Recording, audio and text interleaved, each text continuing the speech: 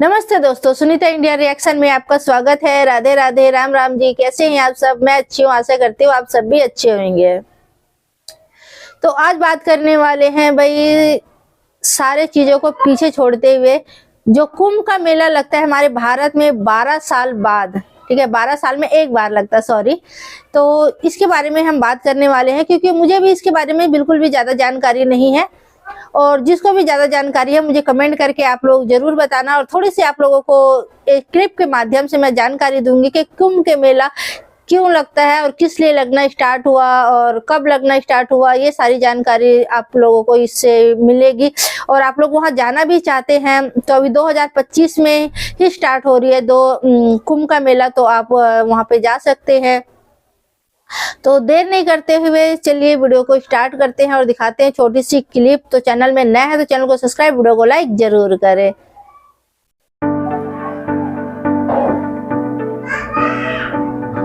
दुनिया का सबसे बड़ा धार्मिक सम्मेलन महाकुंभ 2025 में प्रयागराज की पावन भूमि पर आयोजित होने जा रहा है।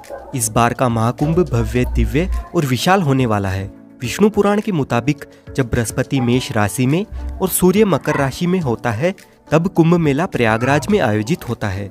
कुंभ मेला हिंदू धर्म का एक प्रमुख धार्मिक पर्व है जो हर 12 साल में आयोजित किया जाता है। महाकुंभ 13 जनवरी 2025 से 26 फरवरी 2025 तक प्रयागराज में होगा। 13 जनवरी इस को भव्य और स्टार्ट हो दिव्य रही है महाकुंभ में लगभग 40 करोड़ से ज्यादा श्रद्धालुओं के आने की संभावना है। हिंदू मान्यताओं के अनुसार कुंभ में शाही स्नान करने से समस्त पापों का नाश होता है और व्यक्ति को मोक्ष की प्राप्ति होती है। कुंभ के दौरान विशेष रूप से पवित्र नदियों में स्नान करने से आत्मा शुद्ध होती है। शाही स्नान कुंभ मेले की मुख्य विशेषता है। यह स्नान साधु संत, महात्मा, अन्य तीर्थ यात्रियों के लिए एक विशेष अवसर होता है। कुंभ मेले के शाही स्नान को पुण्य स्नान भी माना जाता है क्योंकि इसे करने से व्यक्ति को पुण्य की प्राप्ति होती है। यह एक प्रकार का भक्ति और समर्पण है जहाँ व्यक्ति अपने जीवन के सभी दुख और कठिनाइयों को भगवान के चरणों में समर्पित करता है और आशीर्वाद प्राप्त करने का प्रयास करता है। कुंभ मेले का शाही स्नान न केवल एक धार्मिक अनुष्ठान है बल्कि यह भारतीय संस्कृति, परंपरा और आस्था का एक सुंदर उदाहरण है। प्रयागराज में लगने वाले महाकुंभ का महत्व सबसे ज्यादा इसीलिए है क्योंकि प्रयागराज सबसे प्राचीन शहरों में से एक है और यहाँ विशेष रूप से 3 नदियों का त्रिवेणी संगम है। माँ गंगा, यमुना और अदृश्य माँ सरस्वती के संगम यानी मिलन बिंदु को त्रिवेणी संगम के नाम से जाना जाता है और इसी पवित्र त्रिवेणी संगम पर स्थित होने की वजह से इस स्थान को प्रयागराज कहा जाता है। पौराणिक ग्रंथों के अनुसार प्रयागराज तीर्थराज है यानी सभी तीर्थों का राजा।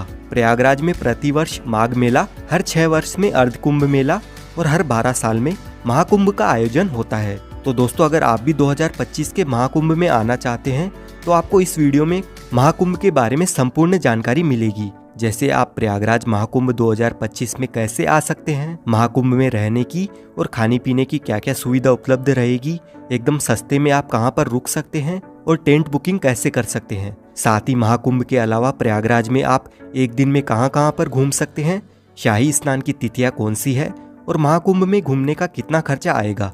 ऐसी कंप्लीट इन्फॉर्मेशन आपको इस वीडियो में मिलेगी। तो वीडियो को अंत तक जरूर देखिए ताकि आपको महाकुंभ 2025 की सारी जानकारी समझने में आसानी रहे। और इसके साथ ही वीडियो को लाइक और चैनल को भी सब्सक्राइब कर लीजिए क्योंकि ऐसे ही टूर गाइड वीडियोस और महाकुंभ 2025 से रिलेटेड वीडियोस आपको इस चैनल पर देखने को मिलते रहेंगे।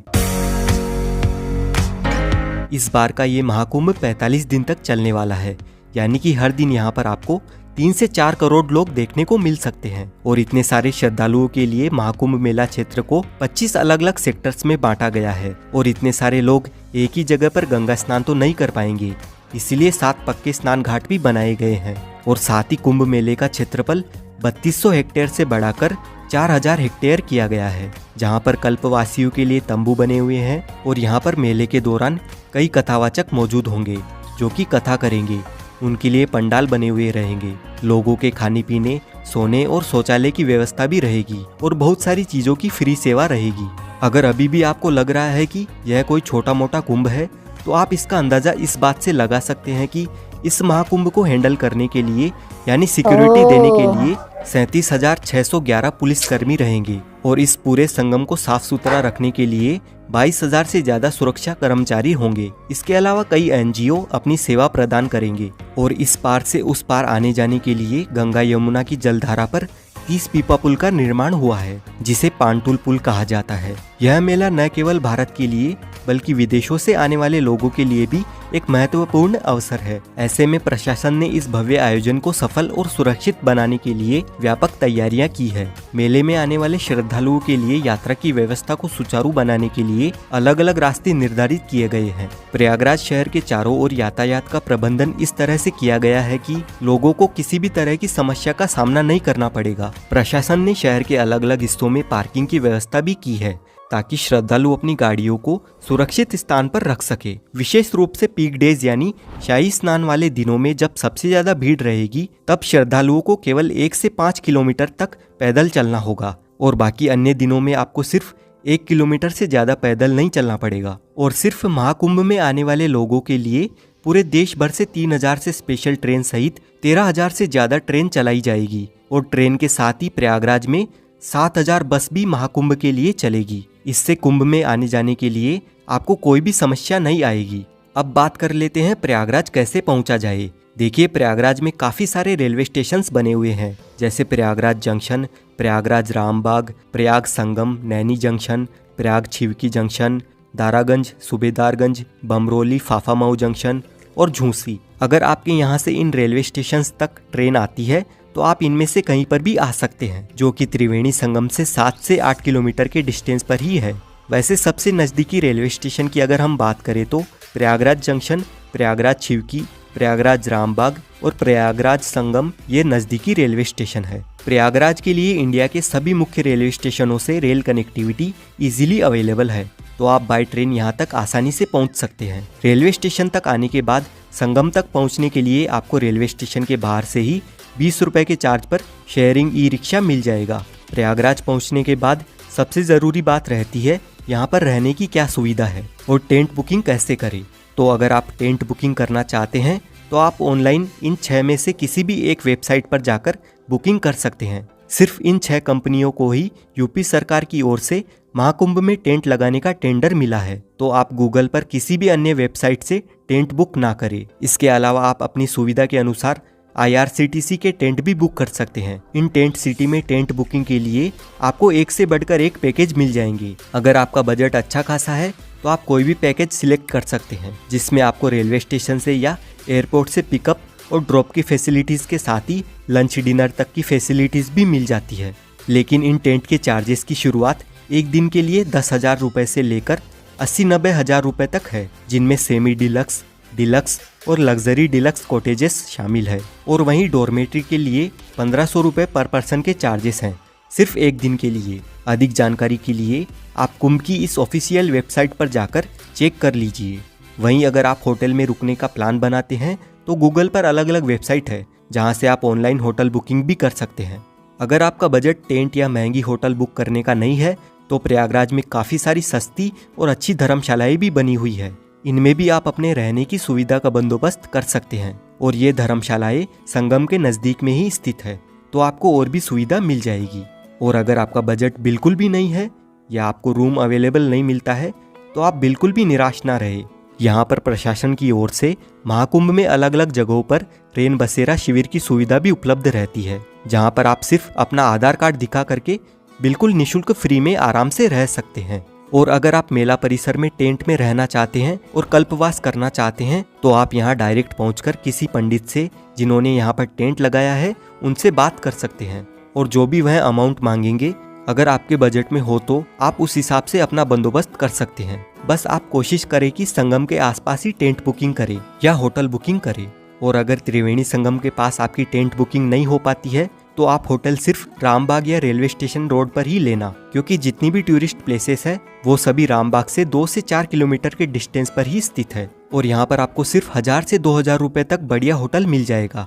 अब कुंभ मेले की महत्वपूर्ण तिथियों की बात करें तो 2025 में होने वाले महाकुंभ का आयोजन अत्यधिक भव्य और ऐतिहासिक होने वाला है। महाकुंभ जो भारत का सबसे बड़ा धार्मिक आयोजन माना जाता है, जिसमें करोड़ों श्रद्धालु देश विदेश से स्नान करने आते हैं और मोक्ष तथा पुण्य की डुबकी लगाते हैं। इस महापर्व में आस्था की डुबकी लगाने का हर एक स्नान विशेष महत्व रखता है, क्योंकि इन्हें धार्मिक दृष्टिकोण से बहुत ही पवित्र और लाभकारी माना गया है। जैसा कि हम सभी जानते हैं, महाकुंभ में स्नान की तिथियां ज्योतिष्य और धार्मिक मान्यताओं के आधार पर तय की जाती है और हर एक स्नान के पीछे एक धार्मिक मान्यता जुड़ी हुई है।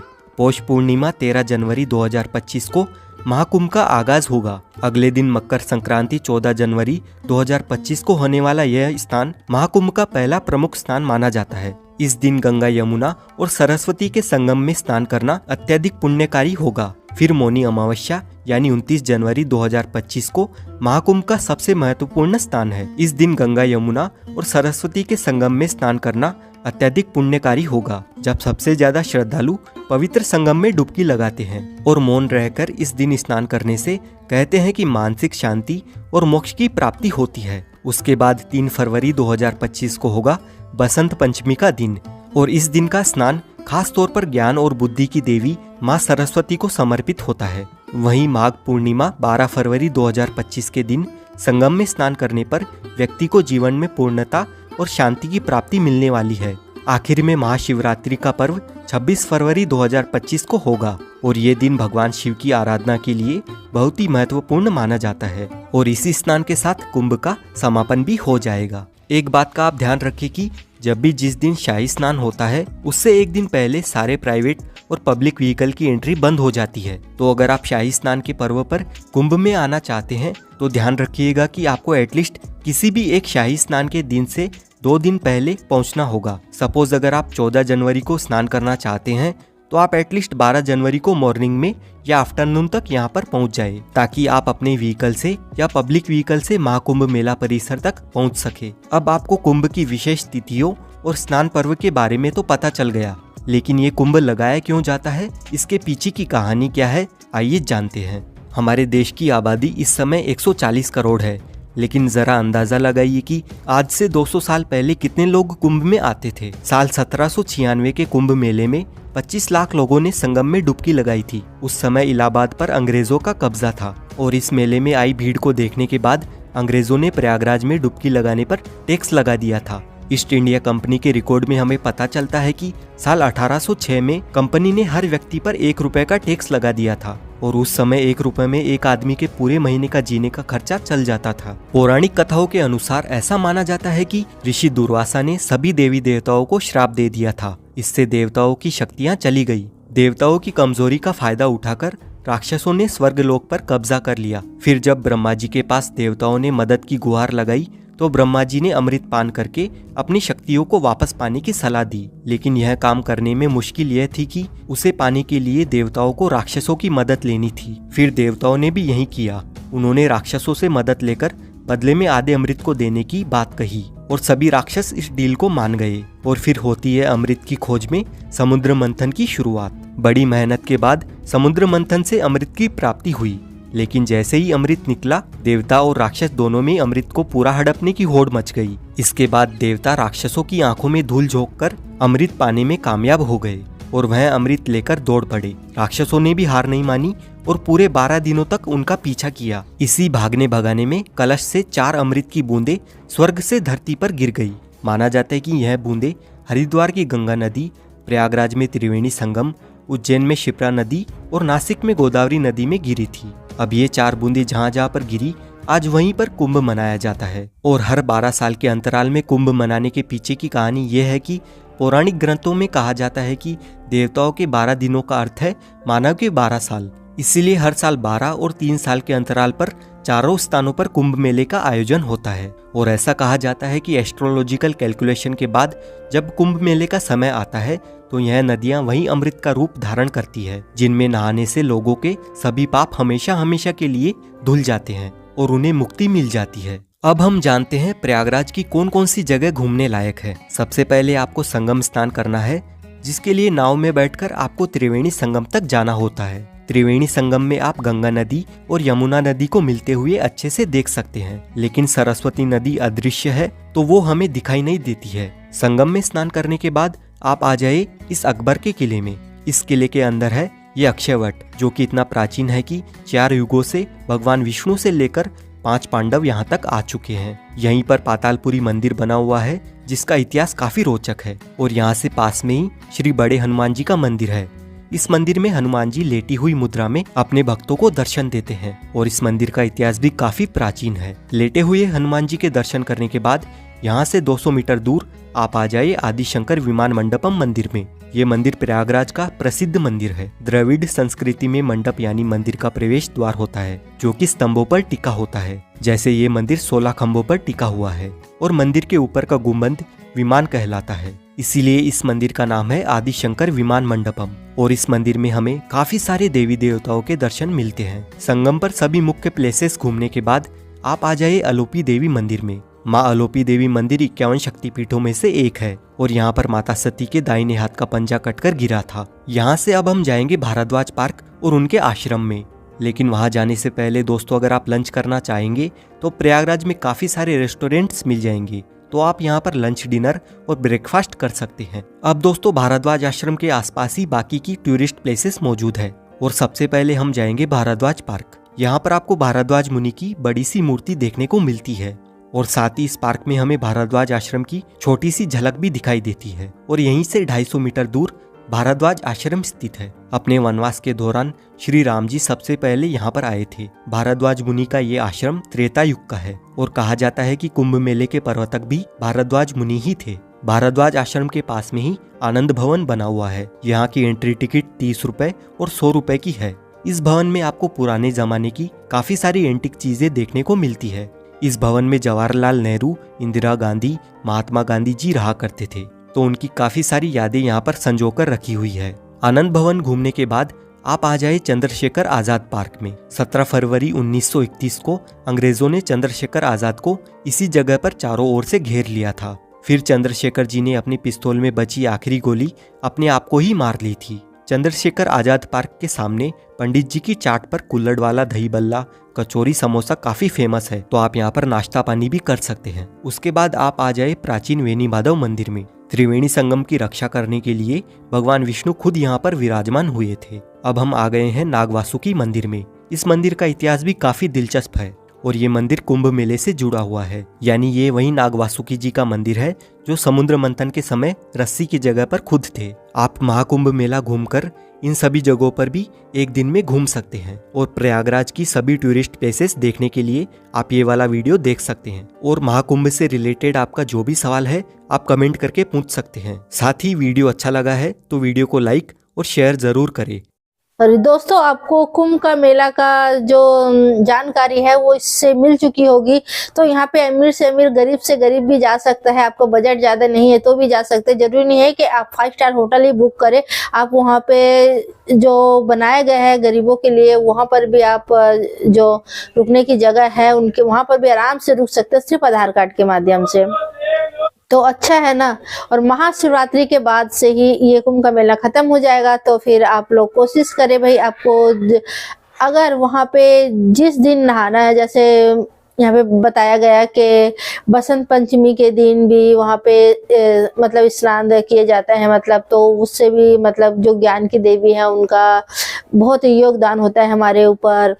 महाशिवरात्रि के दिन भी कोई पहुँचते हैं, जैसे जिनका मतलब इच्छा और जैसे जिनका मतलब सुविधा उस हिसाब से पहुँचते हैं वहाँ पे। तो कोशिश करें, अगर आपको बसंत पंचमी के दिन वहाँ पे स्नान करना था 2 दिन पहले या 24 घंटा पहले, तो आप पहुँच ही जाए वहाँ पे, है कि नहीं। तो इतनी जानकारी तो मुझे भी नहीं थी कुंभ के मेले के बारे में। बहुत लोगों को नहीं होता है क्योंकि हर लोग यहाँ पे कुंभ का मेला में नहीं जाते हैं। और क्या कहते हैं, कुछ चीजें होती है जो हमारी धार्मिक चीजें हैं, तो हर एक चीज को बहुत लोग होते हैं जो जानने की कोशिश भी नहीं करते, लेकिन जानना जरूरी है।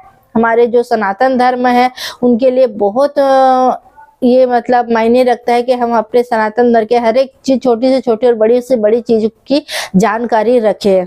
तो आप भारत के हैं तो भी और भारत से बाहर के हैं तो भी आप लोग मुझे कमेंट करके जरूर बताना कि आपको ये वीडियो कैसे लगी, और दोस्तों में ज़्यादा से ज़्यादा शेयर करें। और अगर कुंभ के मेला जाते हैं तो मुझे जरूर आप लोग कमेंट करके बताएं। आप लोग अगर कभी गए हो तो भी, अगर जाना चाहते हो तो भी मेरे साथ जरूर शेयर करना कि वहाँ की आपकी जर्नी कैसी थी। और अगर जाते हैं तो भी बताना कि मैं जाने वाली हूँ, कि जाके आ चुकी हूँ। ये सारे कमेंट करके मुझे जरूर बताना, मुझे बहुत अच्छा लगेगा। तो प्लीज़ इस वीडियो को ज़्यादा से ज़्यादा शेयर करें और लाइक करना ना भूलें, क्योंकि भाई इसमें बहुत सी जानकारियाँ आप लोगों को मिलेगी, छोटी से छोटी, बड़ी से बड़ी। तो चैनल में नया है तो चैनल को सब्सक्राइब, वीडियो को लाइक जरूर करें। आपका एक लाइक, एक कमेंट मेरे लिए बहुत मायने रखती है, तो लाइक कमेंट करना ना भूलें। और वीडियो अच्छी लगती है तो दोस्तों में भी शेयर जरूर करें। पता नहीं क्यों आप लोग लाइक करना भूल जाते हैं, तो प्लीज ना भूलें, लाइक जरूर करा करें वीडियो को। तो आज के लिए इतना ही दोस्तों, फिर मिलते हैं किसी नेक्स्ट वीडियो में। तब तक के लिए जय हिंद, जय भारत।